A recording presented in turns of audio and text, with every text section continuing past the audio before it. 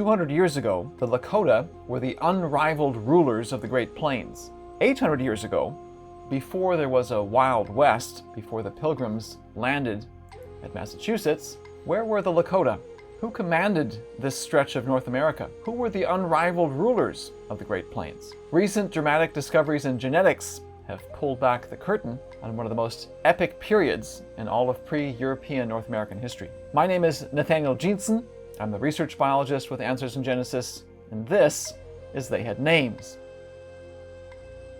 If you're watching this and you're Native American, I invite you to stick with me to the end, where we've got some future research, some future projects we're trying to solve. Would love to have your help in all this. This video follows the content in the recently released book, They Had Names, and this episode covers specifically much of chapters 6 and 7. In our previous episode, we looked at the biggest secret in all of pre-European North America, that being the long and very detailed migration of the Algic or Algonquian peoples through Alaska down the western coast of Canada, across the Great Plains, across the Mississippi, which I teased, saying there was a great battle here, but never gave the actual answer, and then how they eventually reached the Atlantic Ocean. They almost didn't reach the Atlantic Ocean, at the same time that they were landing in Alaska in the AD 900s, somebody else was moving into North America, or north of the Rio Grande, from Mexico. If you've ever been to Mexico and you've seen the Mayan ruins, the Aztec ruins, you know they had a great fondness for stone-built, flat-topped pyramids. You don't find stone-built pyramids in the United States. You do find flat-topped pyramids. And so there are visual reminders or hints of Central America littered all across the North American U.S. landscape. This mound here at Cahokia, which is in Illinois just east of St. Louis, modern St. Louis, is the biggest earthwork structure either in North America or in the entire Americas. Flat-top mound reminds the viewer of the flat-top mounds in Central America. It reminded people of Central America from the earliest days, 1800s. If you go to Aztalan State Park in Wisconsin, in the middle almost of nowhere, between Milwaukee and Madison on I-94, you will find a flat-topped mound. If you go south to Moundsville, Alabama, there's a whole host of mounds at that park. Here's one of the Chieftain's Mound that was flat-topped as well. Georgia has flat-top mounds. We could go on and on just to put these on the map. There's a lot of eastern North America that has flat-top mounds. So Aztalan, Wisconsin, Cahokia, St. Louis, Moundsville in Alabama, and Etowah in Georgia. There's, in fact, an entire culture, archaeologically, the Mississippian culture, that rose in the AD 900s, beginning here in Cahokia and another spot further south, and expanded 950. Then this green is 1000. This is the AD 1100s, and then 1200s in the very dark green, expanded outward. There is a Native American tribe that describes coming from Mexico and eventually expanding to a reach that bears a lot of resemblance to this archaeological culture. This group said we came initially from the coast of Mexico. I don't think they were the rulers. They talked about the ancient rulers who were here in Mexico in conflicts with them, getting tired of their role and their fights, and eventually just sending people basically eastward, northward, to east of the Mississippi. There's hints in this people group's record that they may have even reached the Florida Keys, if not the Caribbean, which would be remarkable. As they continued to expand, they reached, they said, the Wabash River and those rivers that eventually emptied into the Mississippi, which would include, technically, the Ohio. So if you're looking carefully at this slide, you'll see this is the Natchez. It's the Natchez peoples who said, we came from Mexico. They described this migration, the series of migrations, the geographical extent of their empire, which, again, if you compare them, sounds a whole lot like the extent of the Mississippian culture. At contact, the Natchez look nothing like this. They're just a small band in the Mississippi, Louisiana area, and there's a reason why, at contact, they looked nothing like what they used to be. You may have noticed on this map of the Mississippian culture, and I'm going to use Mississippian and Natchez as synonyms as we go forward for reasons I laid out in the book as to why I think these two are essentially the same thing. There's a reason that Natchez culture shrunk so much, and to understand why and how and why this site was the greatest battle in all of pre-European North American history, I think back to a visit I made to this place, Cahokia, in Illinois, just east of modern St. Louis, last year. I highly encourage a visit. there's so much architecture here that gives you a sense of who these people were and what they tried to accomplish. If you stand in front of this mound, so this is an aerial view, but I stood more off screen where I could kind of have it all in front of me. This mound is 100 feet high, but it's also a gigantic sprawl of a mound, 22 million cubic feet of fill. And even at a distance, it's hard to get the mound out of your peripheral. It's almost like, again, Chieftain's Mound. The chieftain said, let's build this big, let's build it wide, so that everyone has to basically look here and be reminded of who's in charge. Even the slopes that he put on his mound, there's several levels you can see here. There's a platform here. Again, some of this mound is degrading with time, sadly, as so many of these do, but there's still stuff preserved. You can walk up here, you can walk up here. There's augmented reality, so you can see how it used to look, where you can use your phone to see, okay, there's a palisade here and such. Anyway, you walk up the main steps here. The angle that I think this picture does justice to keeps you in suspense. So even how the chieftain forced any visitor to approach him, so you can't see what's above here. There, again, would have been a fence up here to further obstruct your view. Then there'd be another level, another set of stairs to go up, or path to go up where it's obstructed view. This guy on the biggest mound, looking down on all of you, 100 feet in the air, and keeps you in anticipation of what am I going to find out next. If your goal is, let's keep people intimidated, he did exactly what he needed to do. It's not just on the top of this mound where you find a fence. The mound itself and area in front of it, and I'll show you another picture here to give you a sense of how far it went. The whole central precinct was surrounded by a palisade. So there's very clear, here's restricted access. Of course, the actual palisade has since decayed and such.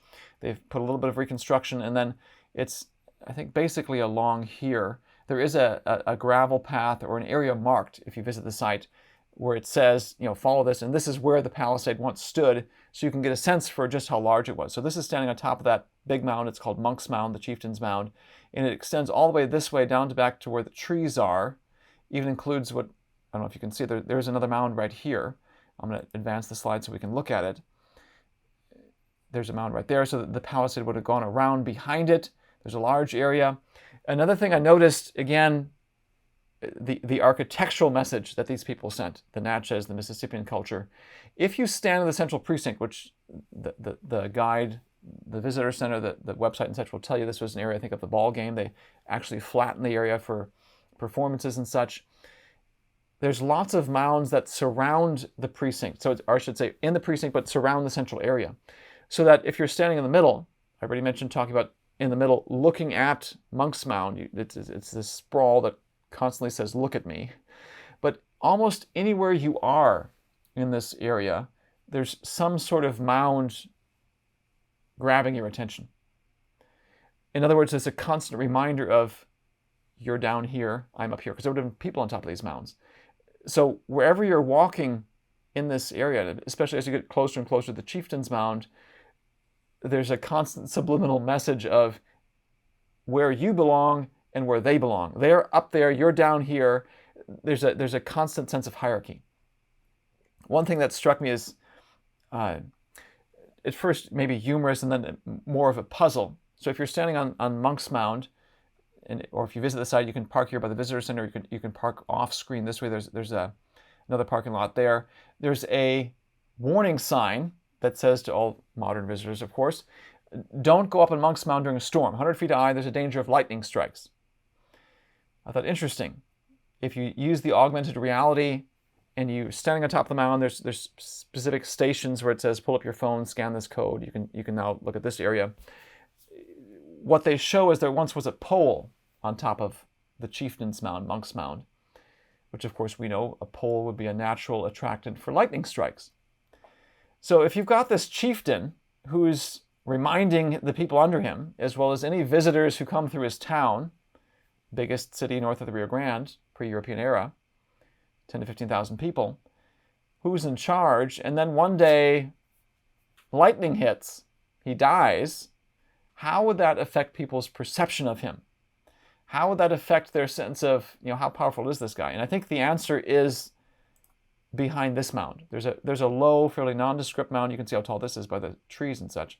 There's a nondescript low mound behind it that doesn't look like much until you find out what was inside after excavation.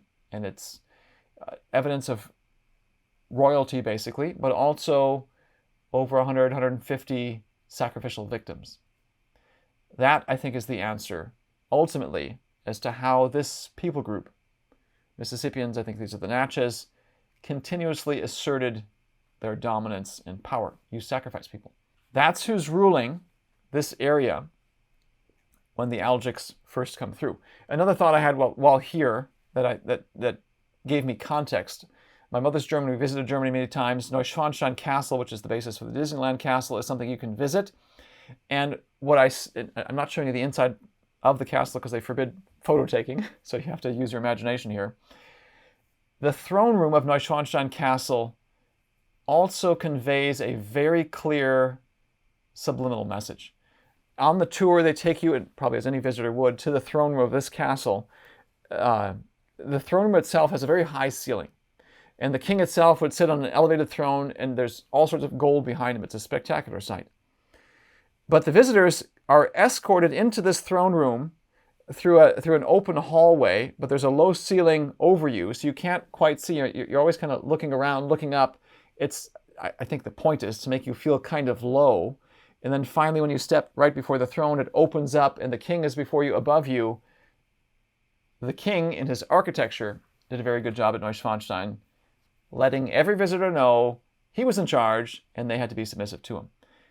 I think that's exactly the same type of thought that the Cahokians, the Mississippians, the Natchez had when they constructed the central precinct, the mounds around it, and the chieftain himself constructing this gigantic monk's mound. Question, of course, is why did this empire not last? You may have noticed, if you look carefully at this map, the dates stop basically by the 1200s. What I didn't tell you in our previous episode, that I'm going to tell you now, is the Algics, who were fighting a lot of battles on the Great Plains, fighting the North Walkers in the early 1200s, got tired of war and moved eastward, where they confronted the Cahokians. Actually, the Algic records say we confronted the Telegas. The Telegas, they said, possessed the East. And if you look at the Mississippian culture, that's the East.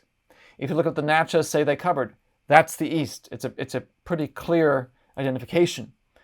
The Natchez say, we came to the Mississippi, we confronted or engaged the people that we call the Telegas, who possess the East, and we ask for land eastward. Basically a diplomatic approach. Can we please, could you allow us passage? And the Natchez, as you might guess, responded by massacring them. They killed them. The Algic records describe the massacre. It's not just a rosy picture of everything's great. There's clear examples of we lost, there was evil, also victories. But in this case, they say, we got massacred by these Telegas, the Natchez people, the Mississippians. If you look at archaeology, this region, which includes Cahokia and some of the surrounding ones, in the centuries following the AD 1200s, became known as the vacant quarter. This again was core, if we go back to this map of the Mississippians, this was core Mississippian country, one of the oldest parts of it. That's where it all got started, and after the 1200s, it becomes the vacant quarter. Cahokia itself, archaeologically, began to be abandoned in the AD 1300s. If you go to some of these other flat-topped mound sites, Moundsville fell around the same time as Cahokia did. What happened after that massacre of the Algonquian peoples? Some of the clues, I think, come from the north.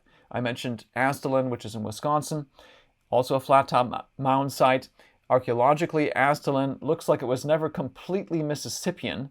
The archaeology shows a mixture of cultures, and the archaeologists talk about and use the term, it's as if there were missionaries from Cahokia who came in, didn't seem to ever quite fully convert the people to the Mississippian culture. My contention would be, it seems like they did accomplish something because they built flat-top mounds. So they achieved some level of, we're in charge, it seems. But this site was burned before Cahokia was. In the early 1200s, Aztalan was burned. So if you look at the archaeological sequence in terms of timing, Aztalan falls, and then archaeologically, Cahokia and Moundville begin to be abandoned in the 1300s. Early 1200s in the north, 1300s further south. This is exactly in line with what the Red Record describes as to what happens. So if you're thinking about what could be cause-effect, maybe whatever was the cause started up in the north and then had these effects as we went southward. The algic records describe saying we got allies, we got help from the north, specifically. They allied with us and helped us eventually overthrow this Talega people, the Mississippians. Who was up there? Who was up in the north? Who were these critical allies for this great battle at this seat of an empire? At contact, the Lakota, people like Sitting Bull and such, were on the Great Plains. So they would be out here in the Dakotas, Nebraska area and such. They were not down here at St. Louis.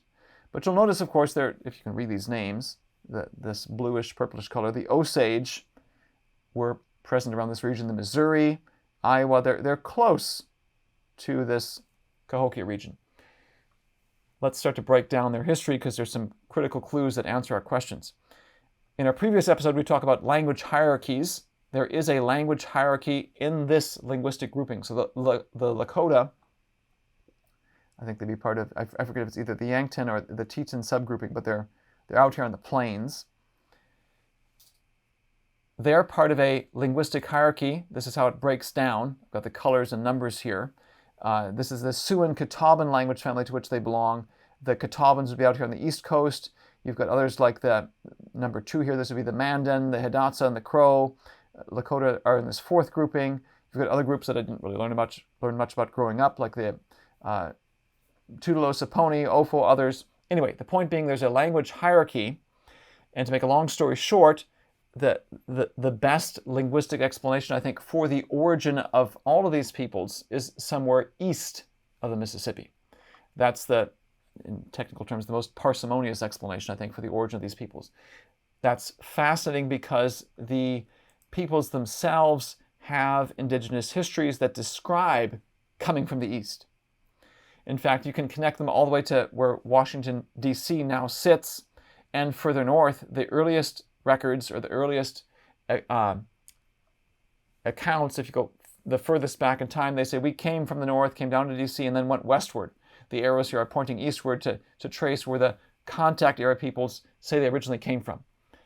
Out here. So language and indigenous histories say the same thing. We'll come back to that in a minute in terms of the origins of Lakota and such. Where were they? And what does this have to do with Cahokia? Let me bring in another archaeological phenomena. The Oneota culture was in the Wisconsin, northern Illinois, southern Minnesota, Iowa region.